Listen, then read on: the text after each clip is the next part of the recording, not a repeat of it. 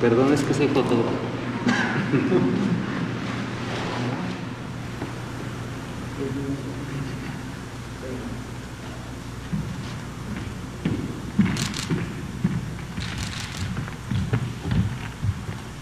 Buenas noches, ¿qué tal?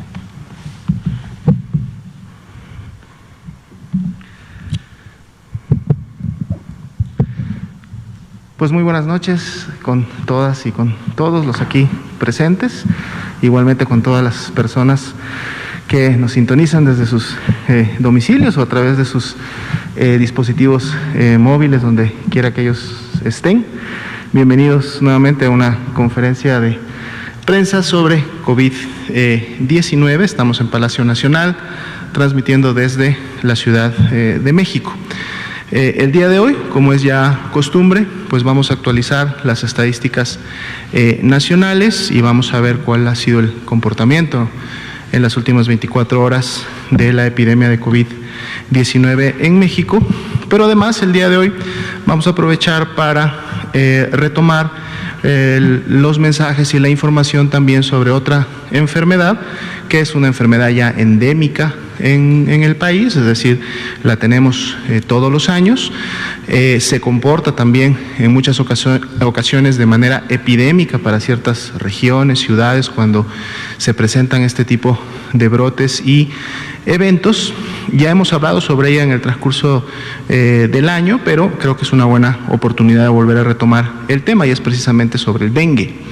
Y es la razón por la cual esta noche nos acompaña, y agradecemos su presencia aquí, a la doctora Santa Ceballos. Ya ha estado la doctora Santa con nosotros en conferencias previas. Como ustedes saben, ella es la directora de Vigilancia Epidemiológica de Enfermedades Transmisibles dentro de la Dirección General de Epidemiología. Entonces, bueno, la doctora Santa nos actualizará hoy un poco cuál ha sido también el comportamiento de dengue, recordando que algunos de sus signos y síntomas al inicio pueden ser muy similares a los que produce COVID-19.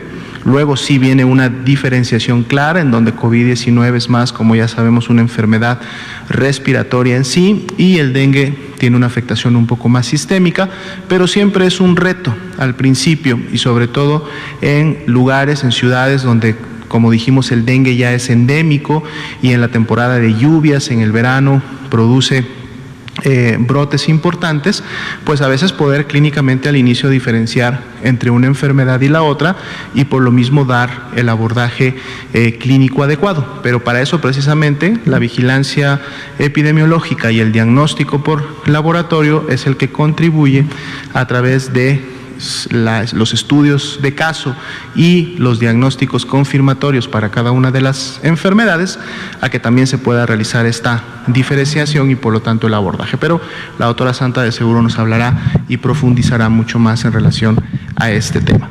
Entonces, bueno, vamos a iniciar con el componente de COVID-19 y la actualización para el día de hoy. Estamos en la conferencia vespertina ya número 248, nos estamos acercando a la 250, en el día 161 de esta nueva normalidad. Nueva normalidad, se le ha puesto este nombre a este periodo en el cual estamos viviendo la epidemia de COVID-19 en México, porque precisamente la nueva normalidad significa que debemos de implementar en nuestro día a día nuevos hábitos que nos van a venir a proteger, van a contribuir a protegernos de en su momento poder contagiarnos del virus SARS-CoV-2, y es lo que noche con noche le pedimos a la población, siempre hacer un esfuerzo para poder implementar en el día a día estos hábitos. ¿Cuáles son? Los repetimos para que siempre no haya dudas sobre ellos. El primero y el más importante, el lavado frecuente de manos, con agua y jabón preferentemente. Si no tenemos a la mano un lavabo o el agua o el jabón, pues entonces el alcohol gel con al menos una concentración de un 70% para asegurar una desinfección en manos que nos permite esa protección. Claro que lo ideal es, además de ese lavado de manos o esa higiene de manos, no llevarnos las mismas a la cara, es decir, no tocarnos con las manos la boca, la nariz, los ojos, que son precisamente las vías de entrada hacia nuestro sistema respiratorio de lo que sería el virus SARS-CoV-2.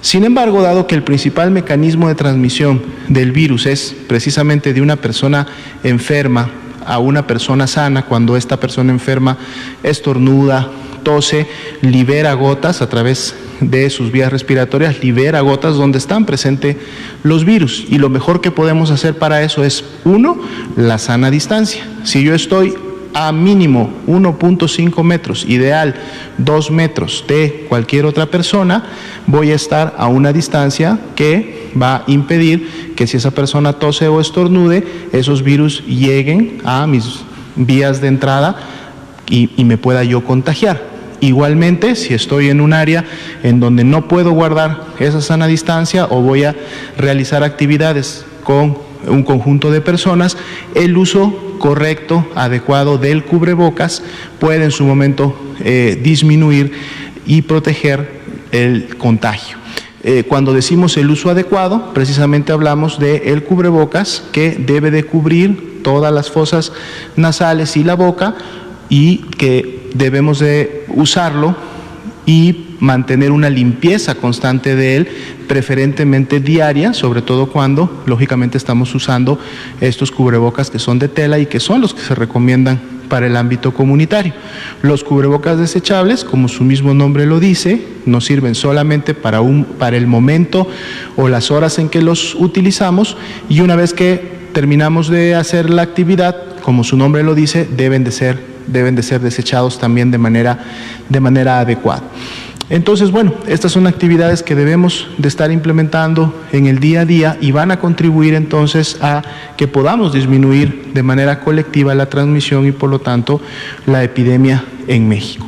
Para poder hacer esto también desde una manera, digamos, coordinada entre la sociedad, entre los espacios públicos, las personas que en su momento atienden diferentes tipos de negocios o empresas que en su momento lógicamente se dedican a ofrecer servicios que pueden conglomerar a personas, ya sean estos restaurantes, ya sean estos cines, ya sean estos teatros, ya sean estos eventos, etcétera, etcétera, pues entonces hay regulaciones que precisamente se emiten a través del semáforo de riesgo COVID, que es el que también ha caracterizado esta nueva normalidad que tenemos en México, porque a través de él, el semáforo de riesgo COVID dice en qué nivel de riesgo está una región del país, en este caso una entidad federativa, y entonces a mayor nivel de riesgo, cuando hablamos del máximo y el alto, es decir, el naranja y el rojo, pues entonces debe de disminuirse la movilidad en esa región, deben de disminuirse las actividades sociales,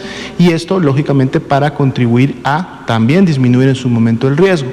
Si estamos en riesgos que son altos o bajos, como sería el amarillo y el verde, pues bueno, puede haber a lo mejor un incremento de este tipo de actividades, pero en la medida que estemos implementando los hábitos diarios que acabamos de comentar, pues entonces vamos a poder continuar estando protegidos. Recordemos que todavía hay mucha población que es susceptible, que de seguro todavía no se ha infectado ni tampoco se ha enfermado. Dentro de ellos, personas en riesgo que pertenecen a estos grupos de riesgo. Entonces, en la medida que nosotros podamos contribuir a disminuir los contagios, los estamos protegiendo, nos estamos protegiendo nosotros y estamos contribuyendo a que la epidemia se contenga y disminuya. Vamos a ver los números para el día de hoy. Si nos comparten la siguiente diapositiva, aquí está.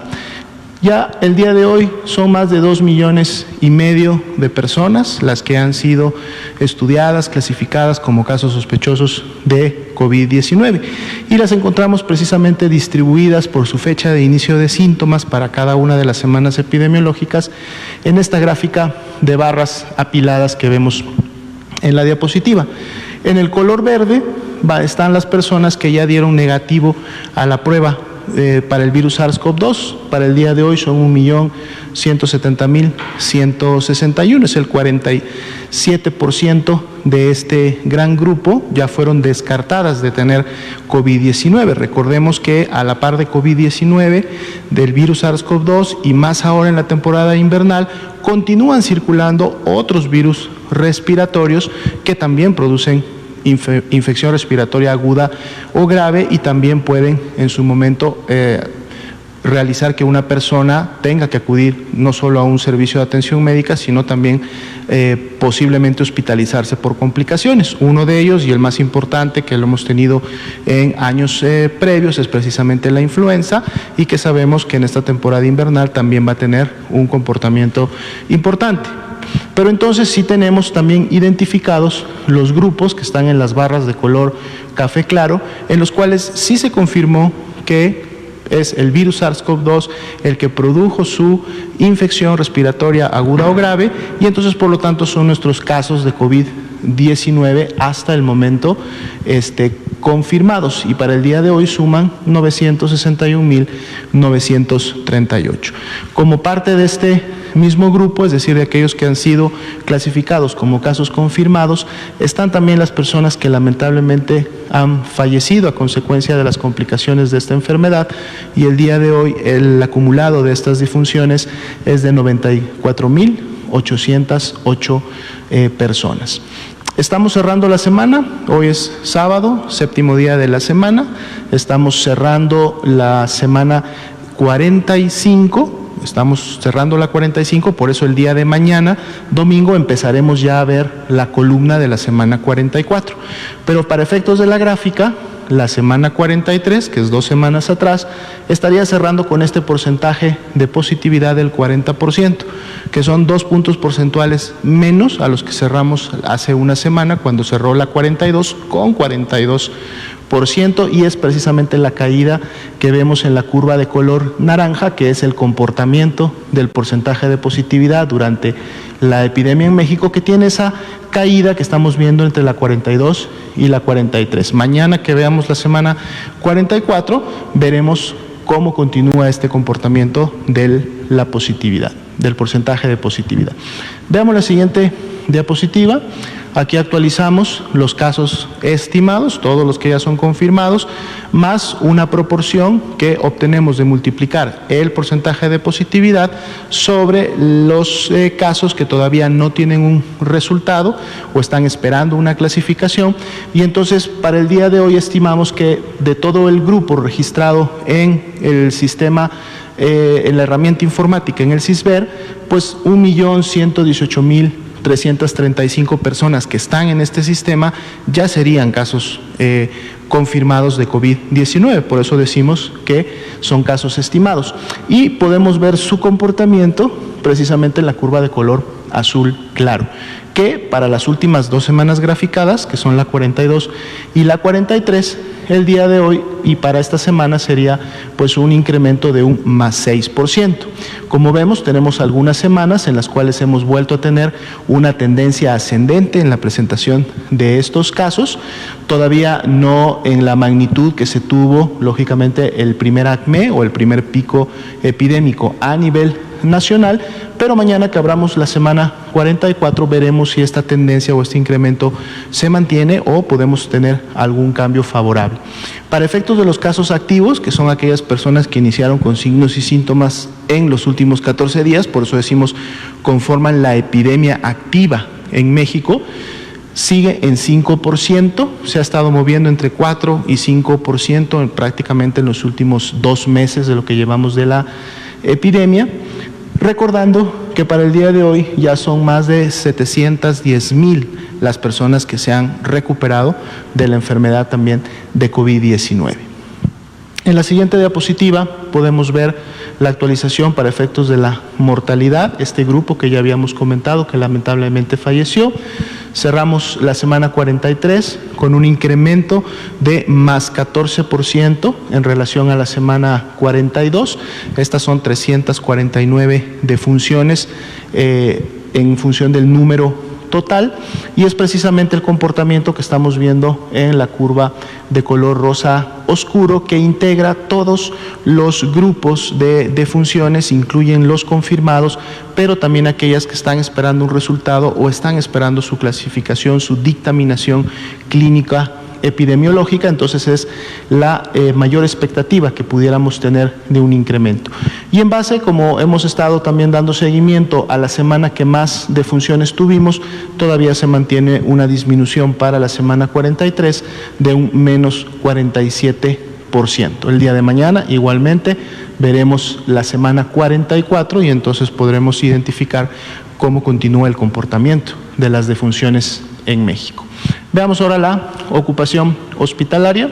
El día de hoy toca verlos en porcentajes de disponibilidad y ocupación para cada entidad federativa.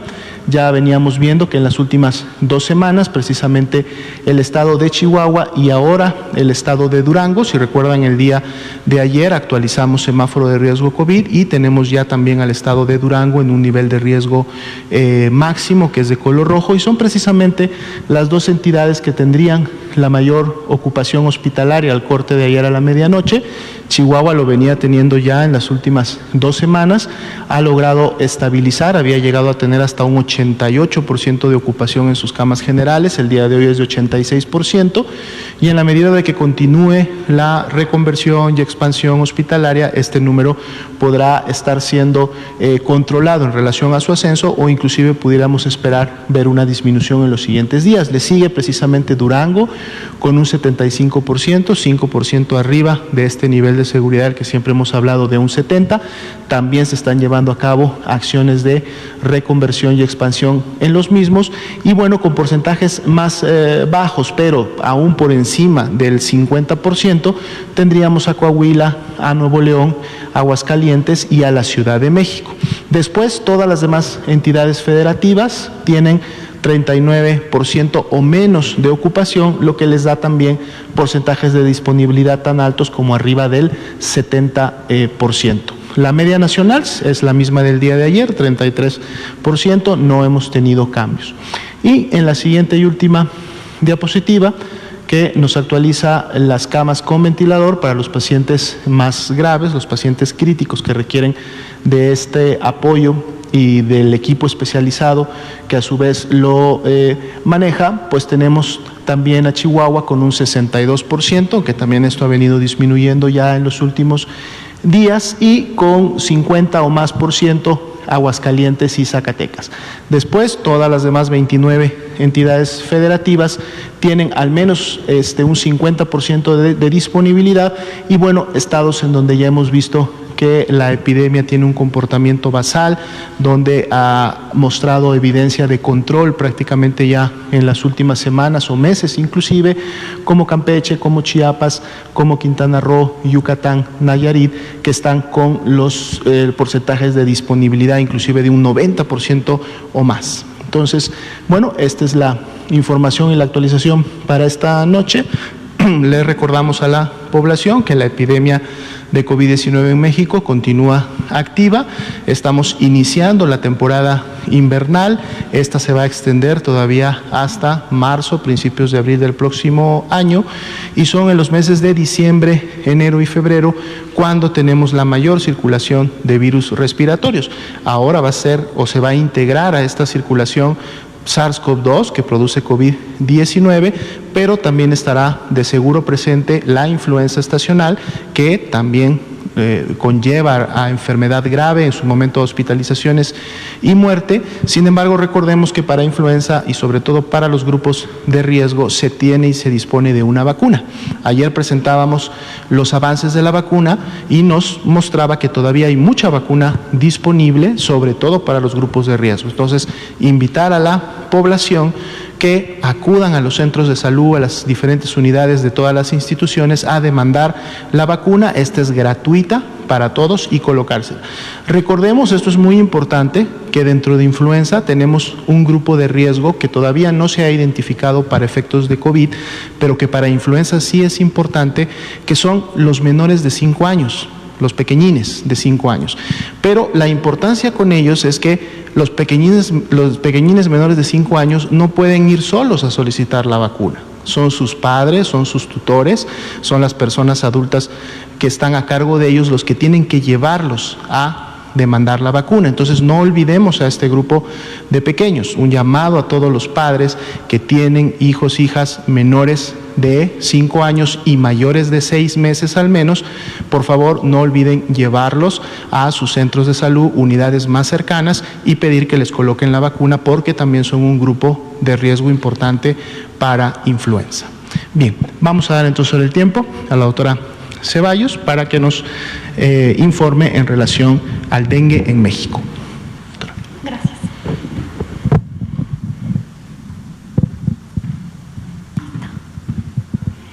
Bueno, muy buenas noches a todas y todos nuevamente. Muchas gracias por la oportunidad de estar el día de hoy informándoles de una de las patologías o otra de las patologías que tenemos en nuestro país, que hay actualmente en México y que es importante que la población conozca. Como bien lo comentó el doctor Alomía, pues el día de hoy platicaremos un poco acerca de lo que es el dengue. El dengue es una enfermedad que nosotros la conocemos o la catalogamos como una enfermedad transmitida por vector. ¿Qué es esto? Es una enfermedad que requiere, como su nombre lo indica, de un vector, de algo, a alguien, eso que lo transporta para poder llegar hasta nosotros. Entonces, contamos en México con un grupo de enfermedades que nosotros las conocemos y las catalogamos como enfermedades transmitidas por vector. El día de ayer, como ustedes saben, mencionábamos acerca del Día Mundial de la Lucha contra la Malaria. La malaria también es una enfermedad transmitida por vector, y el día de hoy venimos a hablar específicamente del tema de dengue. Entonces, miren, es importante que nosotros sepamos qué es el dengue, quién la transmite, cómo se comporta, cómo se manifiesta. El dengue, ustedes pueden ver, es una enfermedad que se transmite mediante la picadura de un mosquito. Este mosquito, su nombre es Aedes aegypti. Específicamente, la hembra de este género es quien puede transmitir la enfermedad. Entonces, el dengue es una enfermedad viral, es decir, quien produce la enfermedad es un virus que requiere de este mosquito para poder reproducirse, para poder permanecer y para llegar al humano. Entonces, es importante que nosotros sepamos que hay enfermedades transmitidas por vector, sin embargo, estas también son causadas por virus, por bacterias, por parásitos, etc. En este caso, el dengue, pues es una enfermedad viral. Cuando un mosquito sano se alimenta de una persona que está infectada, al momento de alimentarse, el mosquito adquiere este virus, ingresa a su torrente, se hace dentro de él un ciclo de reproducción del virus, y al momento que este mosco vuelve a alimentarse de alguna otra persona que está sana, en ese momento transmite el virus que causa la enfermedad. Entonces es importante, ¿por qué? Porque el resto de mensajes o el resto de información complementaria que les daré acerca de cómo podemos prevenir la enfermedad tiene que ver con la permanencia del vector. Es decir, si yo desde mi casa trabajo para que no haya lugares donde este vector, el mosquito, viva o se alimente, entonces podré mantenerme lo más segura o alejada de la enfermedad, y por tanto estas medidas de prevención tienen que ver con el control del vector. ¿Qué puedo yo hacer para controlar o para disminuir la presencia de este vector que va a transmitirme la enfermedad? Entonces, vean, dentro de las características yo les había comentado que únicamente la hembra de este mosquito es quien va a transmitir la enfermedad. Al momento de alimentarse de una persona que está infectada, va a adquirir el virus, y a la siguiente persona de la cual este mosco se alimente va a ser a quien le va a transmitir la enfermedad, le va a transmitir este virus. Es importante, como ya les mencioné, que para que esto permanezca, pues el mosco requiere de un hábitat, requiere de un lugar en donde él se sienta a gusto y donde pueda vivir y donde pueda reproducirse. Estos lugares donde el mosco vive y se reproduce son conocidos como criaderos.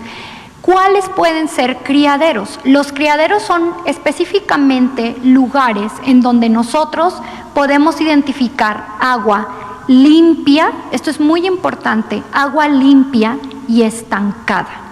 Mucha gente cree que si yo tengo un criadero, puede ser un contenedor de agua que está tirado en mi patio, que tiene agua sucia, ¿verdad? Que tiene ahí varios días, pues ahí va a estar el mosco. El mosco es un ser vivo que requiere un ambiente también limpio para colocar sus huevecillos y que estos puedan eventualmente eclosionar y darme un mosco nuevo que se va a alimentar de alguien enfermo y que después va a ir a infectar a más personas. Entonces, cualquier tipo de contenedor de agua con agua limpia y agua estancada puede ser un criadero. Por eso es importante que yo lo sepa y que si yo en mi hogar tengo contenedores de agua, pues sepa cómo mantenerlos libres de el mosco para que no se conviertan en criaderos, ¿sí? Entonces, también hay que recordar que los huevecillos del mosco pueden aguantar o pueden perdurar en un ambiente seco durante un periodo de tiempo prolongado. Por eso es importante que si yo tengo un contenedor de agua y lo vacío, además lo lave. ¿Para qué? Para que esto elimine estos huevecillos de este vector, ¿sí? ¿Podemos dar la siguiente, por favor? Entonces, bueno, ya platicamos un poco acerca de quién transmite la enfermedad y qué requiere este vector para sobrevivir y para mantenerse cerca de nosotros. Ahora, si yo soy una persona que este mosco que tenía el virus se alimentó de mí, ¿verdad? Y se va a desarrollar la enfermedad, ¿qué es lo que yo voy a identificar como manifestaciones? Las primeras manifestaciones del dengue son manifestaciones con características similares en varias de las patologías que he tenido la fortuna de venir a comentar con ustedes. Entonces, lo primero que voy a identificar o dentro de la sintomatología que yo voy a identificar está la fiebre. Y aquí hago una pausa. Yo les daré una serie de síntomas que se manifiestan en los adultos, sin embargo, en los niños, lo primero que yo voy a identificar y con lo único que yo tengo que pensar o considerar que puede ser dengue es la fiebre, ¿sí? En los niños, la fiebre es un signo, es un síntoma que a mí me tiene que llamar la atención y decir, no es normal que mi niña o mi niño tenga fiebre. Entonces, siempre que un pequeño, una pequeña tengan fiebre, lo ideal es no automedicarse, no automedicar y siempre acudir al centro de salud. Esto es un mensaje muy importante. Dentro de la sintomatología, como les decía, pues está la fiebre. Otro de los síntomas que nosotros podemos identificar son las mialgias y artralgias. Este es el nombre obviamente médico, pero básicamente lo que son las mialgias y las artralgias es el dolor muscular y el dolor de articulaciones. Entonces la persona tiene fiebre, la persona tiene dolor en los hombros, en la cadera, en las rodillas, puede tener dolor en las pantorrillas, ¿verdad? Tiene dolor muscular, dolor de articulaciones, tiene fiebre, tiene dolor de cabeza. Uno de la sintomatología que mencionan muchos de los pacientes es que tienen dolor detrás de los ojos. Nosotros lo conocemos como dolor retroocular, pero también hay gente que no logra identificar específicamente este dolor que pareciera que está detrás de los ojos y entonces nos dicen, es que me duele la cabeza y me duelen los ojos, ¿no? Siento que mis ojos están presionados o apretados. Entonces, toda esta suma de sintomatología, fiebre, dolor muscular, dolor de articulaciones, dolor de ojo, dolor de cabeza, me tiene que hacer pensar en dengue. ¿Qué es esa otra cosa por la cual yo voy a pensar en dengue? La asociación epidemiológica, es decir, que yo viva en un lugar en donde hay casos de dengue. ¿Por qué? Porque recuerden, para que yo pueda tener dengue, tengo que vivir o tengo que haber viajado o visitado un lugar donde hay casos confirmados de dengue y también está el vector. El dengue no se transmite porque una persona con dengue me toque, me abrace, me estornude cerca o tenga tos. Es decir, requiere de este vector para que la enfermedad llegue. Por eso es importante que nosotros también sepamos cuáles son los lugares en donde hay dengue en México, y también lo veremos más adelante.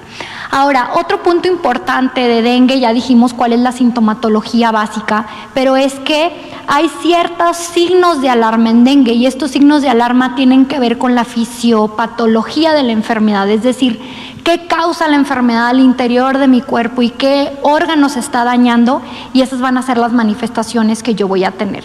Entonces, signos de alarma: dolor abdominal intenso, vómito que no se detiene, ¿sí? Un vómito que no se detiene, que es persistente. Puedo tener sangrados a diferentes niveles. Desde un sangrado de encías, no es normal que me sangren las encías. Un sangrado de encías, como lo pueden ver, o un sangrado ya sea por la vagina o por el recto. En el caso de las mujeres, pues sobre todo en etapas o en momentos que no esperarían que fuera el momento de su menstruación o de su periodo, y que tenga este tipo de sangrados sumados, ya lo dijimos, a la fiebre, dolor muscular, dolor de articulaciones, ¿verdad? Dolor de cabeza o dolor retroocular, pues bueno, me tiene que orientar a que ahí hay signos de alarma, es decir, que la enfermedad, la sintomatología está evolucionando de tal manera que puedo llegar a presentar manifestaciones graves de la enfermedad. Y aquí viene el siguiente punto, que son las complicaciones. Puede iniciar con un sangrado de encías, puede complicarse a un sangrado severo, un sangrado mayor. Incluso este sangrado me puede llevar a un daño de órganos importantes como son el hígado, los riñones.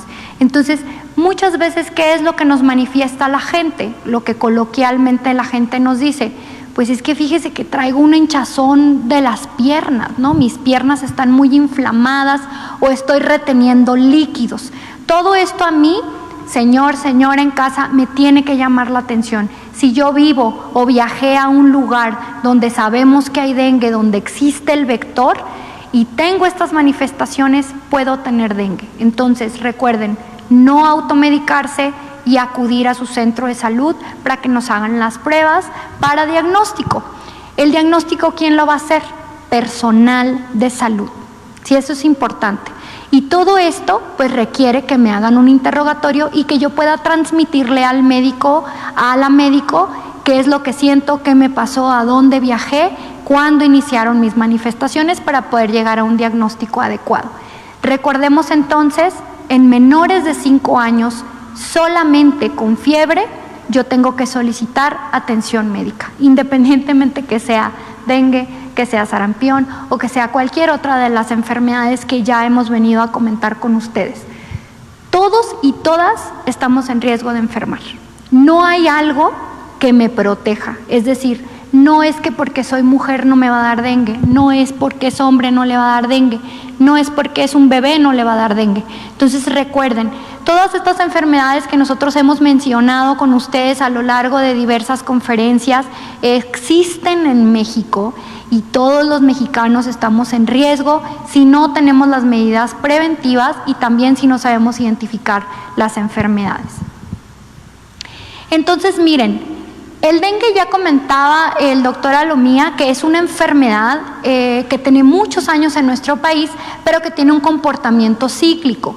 ¿Qué quiere decir este comportamiento cíclico? Habla de que hay años en los cuales la enfermedad nos presenta un mayor número de casos probablemente que en otros. Hay algunos años en donde el número de casos de la enfermedad no es tan grande, sin embargo ustedes pueden ver, aquí les traigo una representación gráfica del año 2000 al año 2020.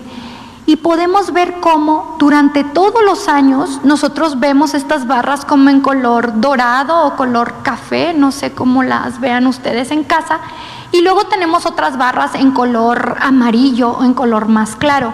Si ustedes ven, lo que nosotros evidenciamos es que todos los años hay barras, eso es importante, quiere decir que todos los años tenemos casos de dengue, pero que hay algunos años en específico o en particular donde este número de casos se eleva. ¿Por qué? Por ciertas características que tienen que ver con el vector, que tienen que ver también con características climatológicas del momento que nuestro país o que el mundo está viviendo.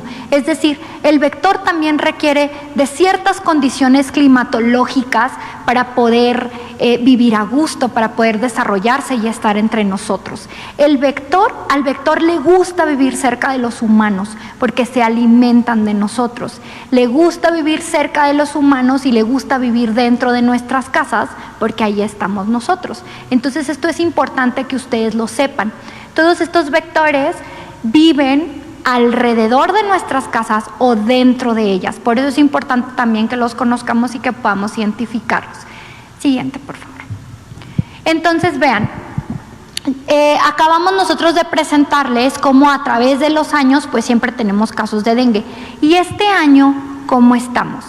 Este año nosotros podemos identificar que hay semanas en donde vemos que la curva empieza a aumentar.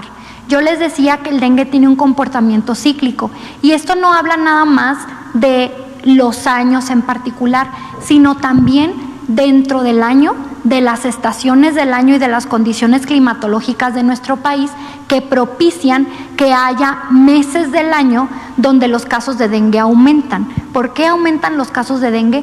Porque mejoran las condiciones para que el mosco viva.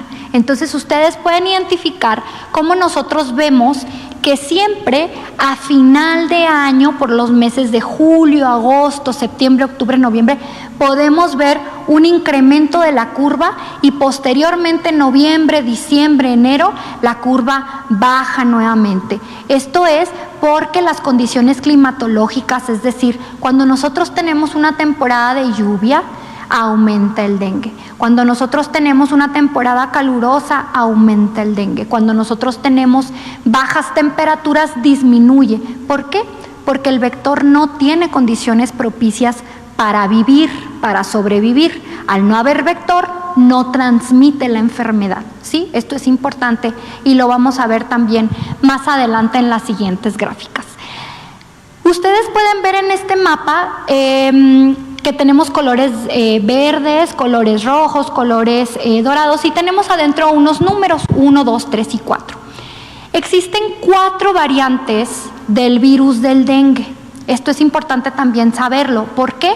Porque hay algunas variantes que sus manifestaciones, es decir, como nosotros vamos a ver el comportamiento de la enfermedad, es más grave. El dengue virus 2, ¿verdad? Ustedes pueden ver el número 1, 2, 2, 1, 2, 3, es decir, son las entidades de la República y el número de serotipos o de variantes de dengue que se han identificado. Es importante saberlo porque a mí me puede dar dengue hoy y ser dengue virus 1 y en 8 meses me vuelve a dar dengue y es dengue virus 2 o dengue virus 3. Es decir, existen 4 variantes del dengue que están presentes en nuestro país y que estos 4 tienen diferente tipo de gravedad o nos van a dar diferentes manifestaciones de gravedad de la enfermedad. Actualmente se ha identificado que el dengue virus 2 es uno de los que nos da manifestaciones graves con mayor frecuencia. Siguiente, por favor. Entonces vean, actualmente en este año 2020 nosotros tenemos casos de dengue grave y dengue no grave. ¿Por qué? Porque hay un cuadro clínico de dengue en el cual lo único que vamos a tener es lo que yo les comentaba en un principio: fiebre, dolor muscular, dolor de articulaciones, dolor de cabeza. Pero hay otro tipo de manifestaciones que nosotros a nivel clínico, es decir, cuando ustedes acuden a la consulta o en algunos casos pacientes que tienen que ser hospitalizados, identificamos este tipo de gravedad en la enfermedad y entonces nosotros clasificamos el dengue como dengue no grave, dengue con signos de alarma y dengue grave. Ustedes pueden ver que la mayor cantidad de casos de dengue en México es dengue no grave. Sin embargo, también tenemos casos de dengue grave. Y muchas veces estos los vemos porque la población no acude a tiempo a solicitar atención médica y entonces a lo mejor un pequeño sangrado de encías que me estaba diciendo atento, atento, ve al centro de salud y no fui, puede desarrollarse o complicarse la enfermedad y pues terminamos con un cuadro de dengue grave. Las comorbilidades también pueden llevarme de tener un dengue no grave a desarrollar manifestaciones de gravedad. ¿Cuáles son las comorbilidades mayormente identificadas en dengue? Diabetes, ¿verdad? Ustedes saben que en México tenemos una gran cantidad de casos de diabetes, entonces diabetes, hipertensión, insuficiencia renal y, si bien no es una comorbilidad, el embarazo es una condición que también puede propiciar que si la mujer embarazada tiene o es infectada con dengue, pues pueda tener manifestaciones graves. Entonces es importante que tengamos siempre muy presente estas condiciones. Siguiente, por favor. Miren, aquí lo que quiero que vean un poco es, tenemos como siempre pues nuestra curva de COVID. Este año es un año importante, es un año trascendental y ha tenido un impacto en todas las enfermedades y en todos los sistemas que nosotros vigilamos. La situación de estar en COVID y que hubo confinamiento y que estamos siguiendo medidas de sana distancia. Vean ustedes cómo platicábamos acerca de el comportamiento cíclico de dengue. Y nosotros podemos ver que en 2018 vemos esta pequeña montañita en donde está marcado de color amarillo la semana 40. ¿Por qué? Porque estamos graficándoles la semana 40 del año 2020 y la semana 40 del año 2019. Vean, en los 3 años hay dengue, pero vean la cantidad de casos cómo va variando en un año y en otro. Entonces, esto nos da también la magnitud de la enfermedad, es decir, un gran número de personas son afectadas en México por dengue y esto está en toda la República Mexicana. El único estado de la República donde no esperamos o donde no hay transmisión activa de dengue, el único es la Ciudad de México. Y esto tiene que ver con las características climatológicas y la altitud de la Ciudad de México que no permite, o hasta el momento no se han identificado vectores que tengan el virus. Sin embargo, yo vivo en la Ciudad de México y yo puedo ir a visitar a un familiar a Sonora o yo puedo ir a visitar a un familiar en Veracruz y entonces allá hay vector. Yo vengo a la Ciudad de México y tengo fiebre, tengo dolor de articulaciones y tengo dolor de atrás de los ojos o dolor retroocular. Voy a mi centro de salud aquí en la Ciudad de México y si yo les digo que viajé a una entidad donde sí hay vector, cualquiera que no sea la Ciudad de México, debemos pensar en dengue. Entonces es importante que nosotros también manifestemos que tuvimos un antecedente de viaje, ¿sí? Eso es importante. Siguiente, por favor. Hablábamos un poco de que hay casos no graves y casos graves. En la lámina anterior ustedes pudieron ver que nosotros decíamos que en este año tenemos 50 defunciones de dengue.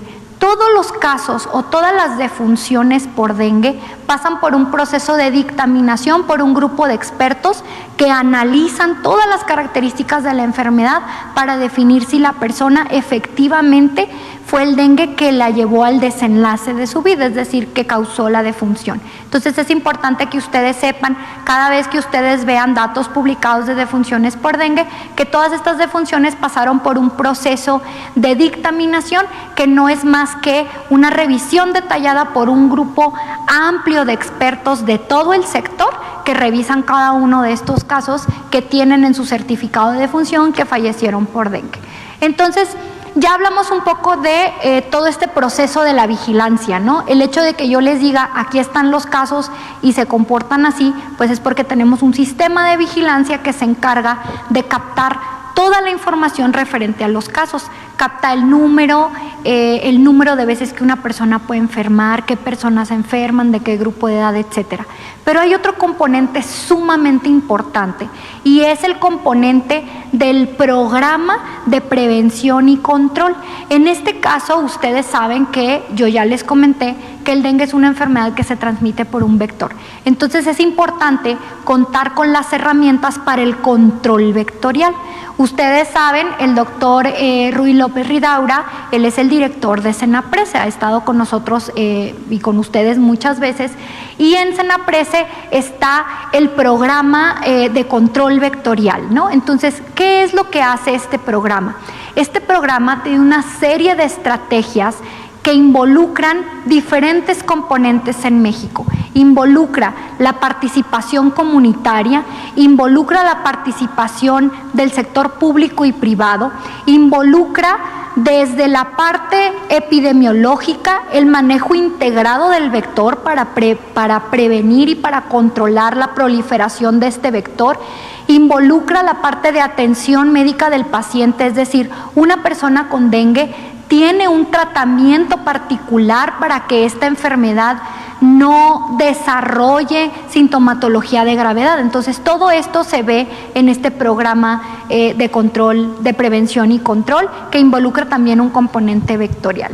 Entonces, miren, vamos a hablar un poco acerca de la vigilancia y el control de los vectores, porque yo les dije que si bien la enfermedad se manifiesta en nosotros, en las personas, pues es a través de un vector que va a llegar hacia nosotros. Entonces, ¿qué se hace en México con respecto al control de los vectores? El principal medio para que este vector se mantenga con nosotros, dijimos que eran los criaderos. Los criaderos pueden ser desde una corcholata de agua, un jarrón, una palangana que yo tenga en mi casa con agua porque porque a lo mejor en mi casa o en mi colonia cortan el agua cada tanto tiempo o no tengo acceso a agua potable todos los días y entonces yo acumulo agua para poder hervirla, para poder bañarme o para poder tomarla. Entonces, todos estos contenedores de agua, si yo no les doy el tratamiento adecuado, si yo no los tapo, si yo no los limpio, si yo no mantengo esta agua cada tanto recambiándola, ¿verdad?, puede ser un posible criadero. Entonces, es importante que nosotros sepamos que el criadero, la casa del mosquito, está dentro de mi casa. Y muchas veces somos nosotros quienes le proporcionamos pues un hogar, ¿no? Entonces es importante que los conozcamos para que nosotros justo trabajemos en la prevención del vector. Existen en México lo que nosotros conocemos, digo, y en el mundo, como las ovitrampas. Las ovitrampas son contenedores que maneja el programa, contenedores es una forma coloquial de decirlo, que nos ayudan a nosotros identificar en las casas, en las colonias, en donde hay vector, si este vector pone sus huevecillos, estos huevecillos cuántos son y si estos huevecillos están o no infectados con el virus del dengue. Entonces eso es importante que ustedes sepan que se hace una vigilancia y un monitoreo de todos los vectores, es decir, no porque yo veo el mosco, todos los moscos que hay en mi casa tienen el virus. Tal vez no, pero tal vez sí. Entonces existe un programa especial aquí en México que se encarga de hacer toda esa vigilancia y todo ese monitoreo. Se requieren más de 1,300 personas para hacer la labor de la colocación y la lectura de estas llamadas ovitrampas. Es decir, este trabajo se tiene que hacer semana con semana, el colocar una ovitrampa, esperar que el vector coloque sus huevecillos o trate de reproducirse y después hacer la lectura y la destrucción de los huevecillos. Es decir, ese trabajo no se hace solo y es un ejército de personal de salud que se encarga de dar este seguimiento. Ahora, si yo les comenté que los criaderos y que el mosco le gusta estar dentro de nuestra casa o alrededor de nuestra casa, ¿dónde se colocan las ovitrampas? Justo alrededor de nuestra casa, en nuestros patios. Es importante que ustedes lo sepan para que puedan permitir el acceso del personal de salud que realiza estas actividades. Es personal que está debidamente identificado y que también debidamente y correctamente se presentará con cada uno de ustedes a sus casas cuando su casa sea seleccionada para colocar una ovitrampa para monitorizar vectores. Esto es importante que lo sepan porque es una actividad que se realiza por personal de salud. Entonces, nosotros, la comunidad, vamos a controlar y eliminar, ¿verdad?, los criaderos del mosquito, las casas del mosquito, ya sea permitiendo el acceso del personal que realiza las actividades o haciéndolos nosotros mismos, como no teniendo contenedores de agua que estén estancados o con agua estancada por mucho tiempo sin revisarlos, sin lavarlos, sin voltearlos o sin tapa. Esto es importante. Si ustedes pueden ver en las imágenes que vemos en la esquina superior, vemos algunas de las actividades que realiza el personal de programa. Y la última imagen, esta es muy importante, Son camionetas que nosotros conocemos la actividad como nebulización. Esta es una actividad que se realiza también para el control del vector y es importante que ustedes permitan que esta nebulización se realice en sus colonias, porque algunas veces pues la gente está con un poco de desconfianza de qué es lo que está pasando, porque esta camioneta está colocando humo en mis calles o este humo se mete a mi casa. Bueno, es parte de las nebulizaciones y esto ayuda a controlar el vector, pero es importante que ustedes sepan, si no habían tenido la oportunidad de conocer una actividad como esta, pues básicamente es una camioneta que posee un equipo, una maquinaria especial en la parte trasera que pasa a ciertas horas del día, varias veces al día o varias veces por semana y realiza lo que conocemos como nebulización, y eso es parte del control vectorial que se realiza en México. No tiene que ver con alguna otra actividad fuera de normativa, sino que es parte de las acciones integrales que realiza el programa de control vectorial. Siguiente, por favor.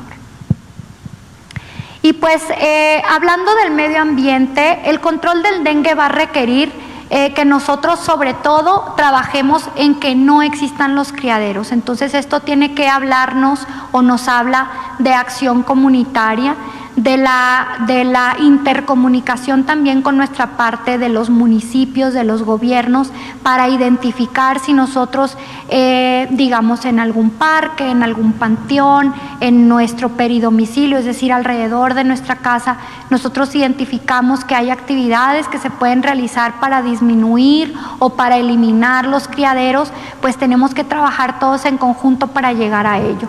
Sabemos que no nada más eliminar criaderos va a terminar o controlar el dengue. También requerimos que, pues por ejemplo, haya agua potable. En los lugares donde no haya agua potable, pues tenemos que tener contenedores con agua, ¿verdad? La idea es trabajar para que eventualmente estas actividades o estas acciones integrales nos permitan vivir mejor y poder tener un buen ambiente para que no se desarrollen ciertas enfermedades, en este caso como el dengue, pues para que no haya hábitats propicios para los vectores y que por tanto cada vez estemos con menores casos de la enfermedad. Siguiente. Entonces, bueno, finalmente, ¿qué se ha hecho o dentro de las situaciones que hemos hecho en torno a dengue? Pues está la capacitación del personal, porque como les dije, un caso de dengue no grave puede evolucionar a dengue grave si no es tratado adecuadamente, desde que la persona no solicita la atención a tiempo hasta que al llegar al hospital o al centro de salud, pues no sepan identificar la enfermedad o no lo traten adecuadamente.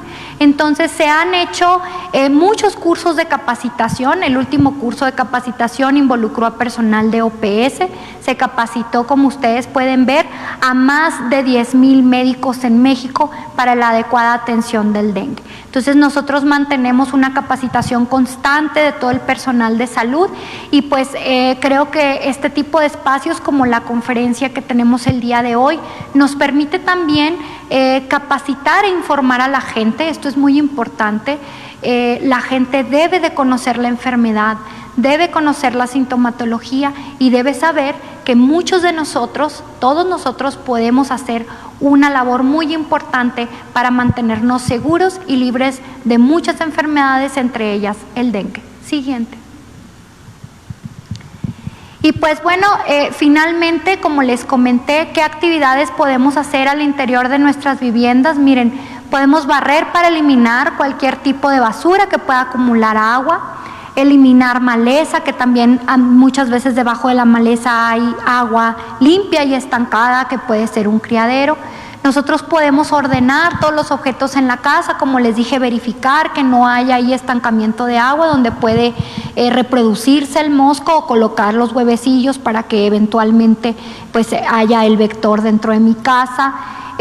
Como les comentaba, tapar todo tipo de recipientes de agua, tirar cualquier objeto que no requerimos en casa, que se está acumulando ahí, que tal vez debajo de él o a un lado de él pueda haber un posible criadero. Dentro de las acciones de protección, nosotros recomendamos en las casas pues colocar mosquiteros. Para las personas, utilizar pabellones también a la hora de dormir. Recuerden que el mosco también no le gusta el calor, le gusta lo fresco. Generalmente al momento del atardecer, cuando baja el sol, es cuando el vector aparece en mayor cantidad. Muchas veces ustedes identificarán que cuando cae la tarde o muy temprano en la mañana es cuando más vectores puedo tener al interior de mi casa. Y pues bueno, nosotros podemos utilizar pabellones, vestir con camisa de manga larga y pantalones, y vamos a acudir a lugares en donde sabemos que es vector, donde hay vectores, y eso nos puede proteger también. Y finalmente, permitir que durante las nebulizaciones nosotros podamos mantener puertas y ventanas abiertas, porque la nebulización nos va a ayudar a eliminar el vector. Miren, de mi parte, pues básicamente sería todo. Agradecerles como siempre el espacio y finalizar con este mensaje: sin criaderos no hay mosquitos y sin mosquitos no hay dengue. Este es el Aedes aegypti, ustedes lo pueden ver. Es un mosco que dentro de sus características, en sus patitas, tiene unas líneas blancas como de tipo cebra. Entonces es importante que ustedes sepan que este es el mosco que transmite el dengue.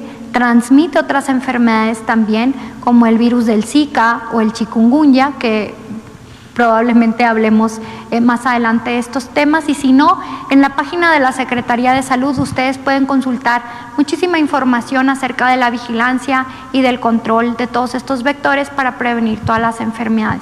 Les agradezco mucho y estoy atenta. Gracias.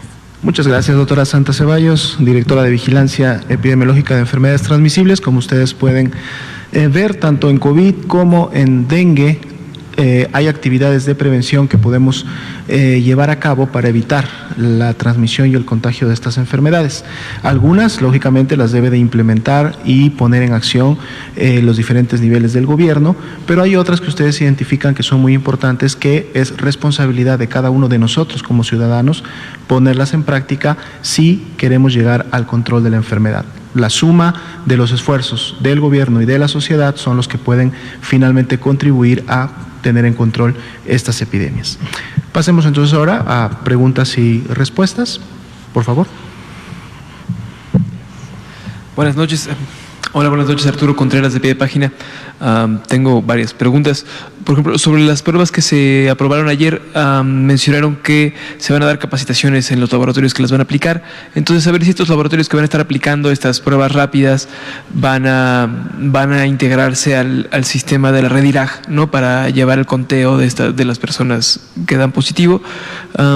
Y esta es una duda que tenemos en la redacción desde hace tiempo: saber bien cuántos doctores se han contratado y cuántos se han basificado, ¿no? Cuántos se han contratado durante la pandemia y cuántos se han basificado durante este tiempo y cuántos se tiene planeados basificar. Y una última sobre los migrantes y el programa Quédate en México, ¿no?, firmado por la Secretaría de Relaciones Exteriores y el Departamento de Estado de los Estados Unidos, que tiene la intención de que los migrantes que piden asilo en Estados Unidos esperen sus trámites en territorio mexicano.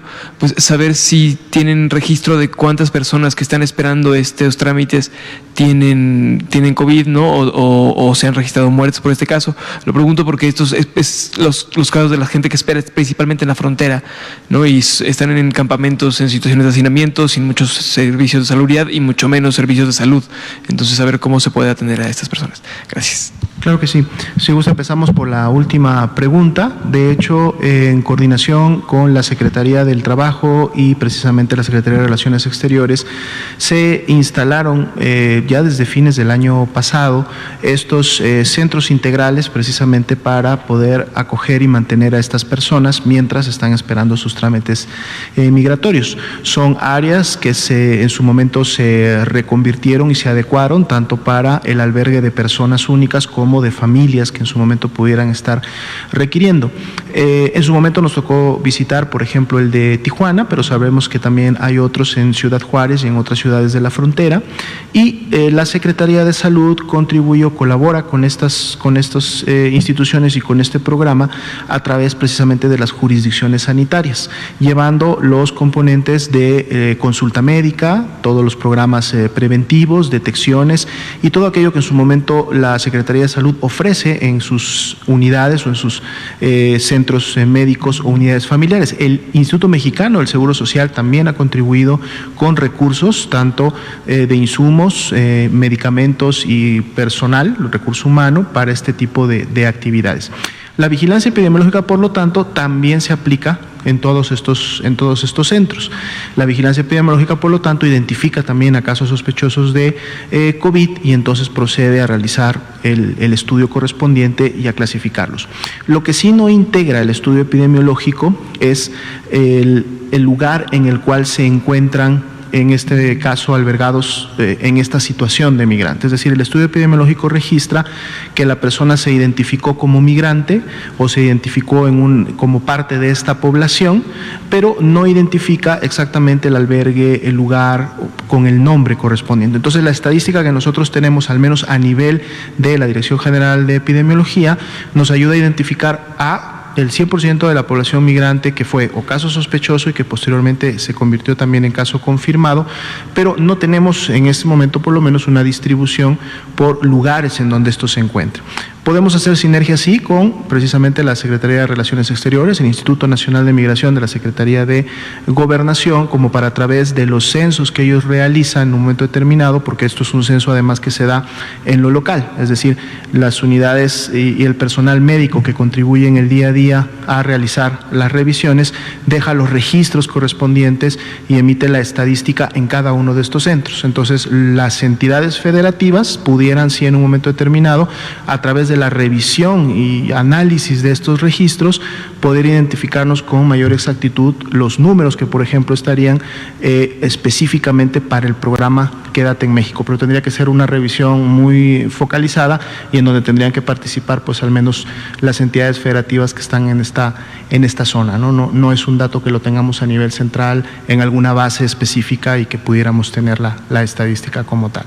En el caso de las pruebas antigénicas, una de las ventajas de la prueba que está la Secretaría de Salud pensando implementar para el diagnóstico de COVID es la prueba que precisamente no requiere de un equipo para su resultado, es decir, es la prueba rápida antigénica. Siempre hay que recordar, no confundir con la prueba rápida que es de anticuerpos, esa no se recomienda, no la recomendamos en la Secretaría de Salud, pero la prueba rápida antigénica que detecta proteínas virales, esta es la que se va a implementar, con la ventaja de que la prueba se realiza en el momento en que se toma la muestra de la persona, en ese momento se hace la reacción y se obtiene el resultado. Es decir, no es necesario la prueba enviarla a un laboratorio de referencia, sea regional, sea estatal o sea jurisdiccional. La misma persona que ofrece la atención, lógicamente la persona capacitada, y aquí es donde entra el tema de la capacitación, ahí sí el INDRE y la Red Nacional de Laboratorios ofrecerá las capacitaciones a las unidades médicas institucionales que recibirán este tipo de pruebas para que sepan cómo aplicarlas, cómo llevar a cabo la reacción y cómo realizar la lectura, porque es una lectura visual de las pruebas. Es, digamos, algo un poco parecido a las pruebas rápidas de embarazo que se hacen en orina. Entonces, ya capacitadas las personas podrán hacer la prueba y la lectura en ese mismo momento y el diagnóstico se ofrece de manera directa. Entonces, no hay la necesidad de demorarnos en envíos o que algún laboratorio sea el que las procese. Esto, lógicamente, no deja de lado que seguirán tomándose pruebas para PCR, sobre todo para la identificación no solo de virus SARS-CoV-2, sino también de influenza y otros virus respiratorios, básicamente dentro del modelo Centinela. En la medida que esto se vaya implementando, con mucho gusto estaremos dando más información de cómo se estaría llevando a cabo la distribución de esto a nivel nacional. Las pruebas no entran en la estadística Entrarán en la estadística, sí. Una prueba antigénica que sea positiva será un caso confirmado de COVID-19 y estará formando parte de las estadísticas tanto de la entidad como del país. ¿Sí? Bueno, son las 8:04 de la noche. Si gustan, mañana continuamos. Dejaremos un espacio mayor para preguntas y respuestas y dejamos una ahí pendiente de las que nos hicieron esta noche. Muchas gracias, que tengan muy buena noche.